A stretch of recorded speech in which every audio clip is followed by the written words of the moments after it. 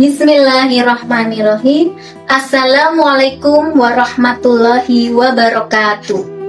Alhamdulillahirabbil alamin. Alhamdulillahilladzi hadana lihada wa ma kunna linahtadiya laula an hadanallah. Asyhadu an la ilaha illallah wa asyhadu anna Muhammadar Rasulullah. Rabbi shrah li sadri wa yassir li amri wahlul 'uqdatam min lisani yafqahu qawli. Amma ba'd. Alhamdulillahirabbil alamin. Segala rasa syukur senantiasa kita panjatkan kehadirat Allah Subhanahu wa taala yang masih melimpahkan nikmat sehat, nikmat iman dan nikmat Islam, sehingga kita masih dipertemukan dengan bulan suci Ramadan tahun ini. Salawat serta salam senantiasa kita curahkan kepada suri tauladan kita, Nabi besar Muhammad Sallallahu Alaihi Wasallam, kepada keluarganya, sahabatnya, dan umatnya yang senantiasa istiqomah di jalannya hingga yaumil akhir nanti. Amin ya robbal alamin. Ayah, bunda, dan anak-anakku yang dirahmati oleh Allah Subhanahu wa Ta'ala, pada kesempatan ini Ibu akan menyampaikan materi tentang kisah Ashabul Kahfi. Kisah Ashabul Kahfi adalah tanda kekuasaan Allah Subhanahu wa Ta'ala. Keteladanan Ashabul Kahfi memberikan pembelajaran yang berharga bagi umat Islam. Kisah Ashabul Kahfi diceritakan di dalam Al-Quran surah ke-18, yaitu surat Al-Kahfi dari ayat 9 sampai dengan 26. Kisah Ashabul Kahfi adalah kisah sekelompok pemuda yang menghindari kezaliman para penguasa untuk mempertahankan akidah dan keleluasaannya untuk beribadah kepada Allah Subhanahu wa Ta'ala. Kisah ini juga sebagai pembuktian adanya hari kiamat dan hari kebangkitan. Allah Subhanahu wa Ta'ala akan membangkitkan segala sesuatu yang sudah mati pada waktu yang telah ditentukan. Ashabul Kahfi adalah sekelompok pemuda yang beriman kepada Allah Subhanahu wa Ta'ala. Mereka hidup di tengah-tengah masyarakat yang menyembah berhala. Mereka hidup di zaman raja yang zolim bernama Raja Dikianius di kota Efesus, Romawi. Raja yang kejam ini tidak segan membunuh siapa saja yang menolak mentaati perintahnya untuk menyembah berhala. Hingga sang raja mendengar ada sekelompok pemuda yang menolak untuk menyembah berhala.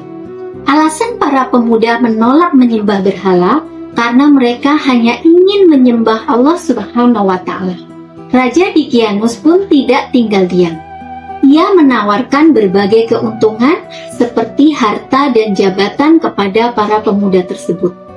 Namun para pemuda tersebut tetap teguh terhadap pendiriannya dan menolak untuk menyembah berhala. Keteguhan hati para pemuda tersebut diceritakan di dalam surat Al-Kahfi ayat ke-13, yang artinya, kami ceritakan kepadamu Muhammad kisah mereka dengan sebenarnya. Sesungguhnya mereka adalah pemuda-pemuda yang selalu beriman kepada Tuhan mereka, dan kami tambah pula petunjuk kepada mereka. Singkat cerita, para pemuda tersebut meninggalkan kota tempat tinggal mereka dan bersembunyi di sebuah gua untuk mempertahankan keimanannya. Mereka bersembunyi di sebuah gua yang lokasinya sekitar 8 km dari kota Amen, Yordania. Di tengah perjalanan menuju gua, mereka bertemu dengan seekor anjing bernama Qutmir. Anjing tersebut selalu setia mengikuti mereka selama mereka di perjalanan dan ketika mereka berada di dalam gua.